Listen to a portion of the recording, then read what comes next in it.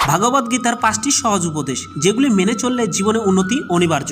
Number 1, কর্ম করে যাও, ফলের চিন্তা করো না। অর্থাৎ ভগবত গীতা আপনাকে শুধু ফলের চিন্তা না করে কর্ম করে যাওয়ার অনুমতি দেয়। কর্মফলের ওপর আপনার কোনো দাবি নেই। নাম্বার 2, ঈশ্বরের প্রতি সমর্পিত থাকুন। অর্থাৎ নিজেকে ঈশ্বরের চরণে নিবেদন করে দাও। ঈশ্বর আমাদের রক্ষা করবেন এবং আমরা দুঃখ, ভয়, চিন্তা, শোক ও বন্ধন থেকে মুক্ত হতে পারবো। নাম্বার 3, বর্তমানে বাঁচতে শেখো। অতীত ও ভবিষ্যতের চিন্তা করা উচিত নয়, কারণ যা হওয়ার তাই হবে। যা হয় ভালোর জন্যই হয়, তাই অতীত ও ভবিষ্যতের চিন্তা ছেড়ে বর্তমানে বাঁচতে শেখা উচিত। নাম্বার 4, সমস্ত কিছুই পরিবর্তনশীল। পরিবর্তন সংসারের নিয়ম। এখানে সমস্ত কিছুই পরিবর্তনশীল, তাই সুখ দুঃখ, লাভ ক্ষতি, জয় পরাজয়, মান অপমান ইত্যাদির মধ্যে একটি নির্দিষ্ট স্থানে অবস্থিত থেকে জীবন উপভোগ করা উচিত। নাম্বার 5, রাগ শত্রুর সমান। নিজের রাগ নিয়ন্ত্রণে রাখুন। রাগের ফলে ভ্রম সৃষ্টি হয়। এই ভ্রম বুদ্ধিকে বিচলিত করে বুদ্ধি নাশ হয় এবং ব্যক্তি পতনের দিকে অগ্রসর হতে শুরু করে। তাই রাগ, কামনা বাসনা ও ভয় এগুলো আমাদের